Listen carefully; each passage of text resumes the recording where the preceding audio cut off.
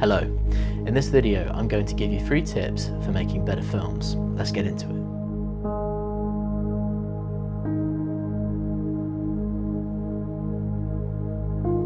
So, number 1, give yourself as much time as possible.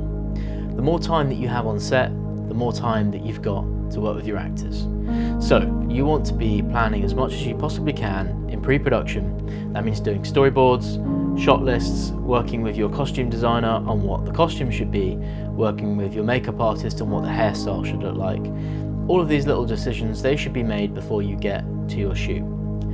It's a lot of fun to come up with the shots on the fly on the day, but the end result is going to suffer for it because you will get less takes because you spent time doing that, and your actors will play it safe because they know they've got less takes, and so your scene won't be as good. I've learned this from experience. Instead, what I recommend doing is storyboard everything, come up with a shot list that is timed so you know how long you've got for each shot, and stick to it. And the more you can do that, the more you'll end up with a better result, and it's really satisfying to look at the end result and see how close it was to your plan. You can never have enough time to shoot a scene. Number 2, be across the detail. Now, they say that a good film is lots of little things done right. Your job as the director is to get those things right. That means talking to people sometimes when a shot doesn't look how you want it to, or a performance isn't quite what you imagined.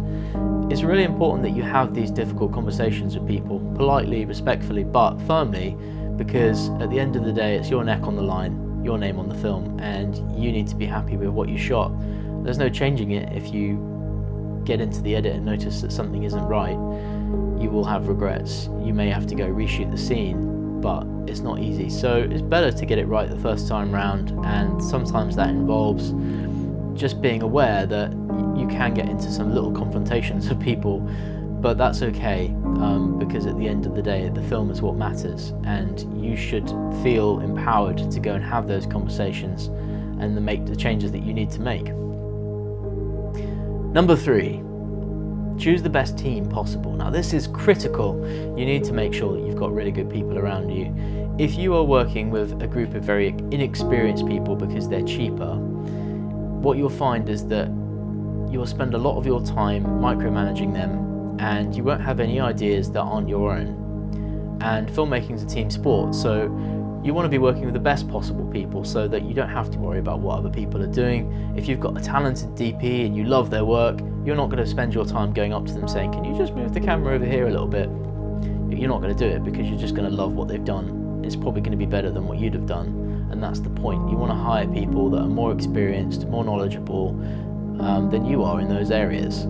Going from an individual filmmaker to a team player is a really difficult challenge, and it's something that everybody goes through as a professional filmmaker. It's about communication, managing your expectations, and learning to convey your ideas, whereas before you might have just been able to pick up the camera and point it where you wanted it to. Now you have to explain, no, nudge it right a bit, we want this in the shot, we don't want that, we want this out of focus, etc.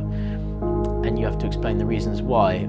And maybe you only understand that on a subconscious level and you've not actually tried to put that into words. If you've got somebody who is on the same page as you to start with and is really talented, often a lot of this stuff just doesn't need to be said, and it makes the whole creative process so much easier. So think carefully about who you work with. So that's it.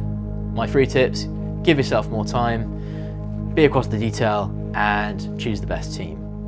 Thanks very much for watching. Keep liking and subscribing, and I hope to see you next time.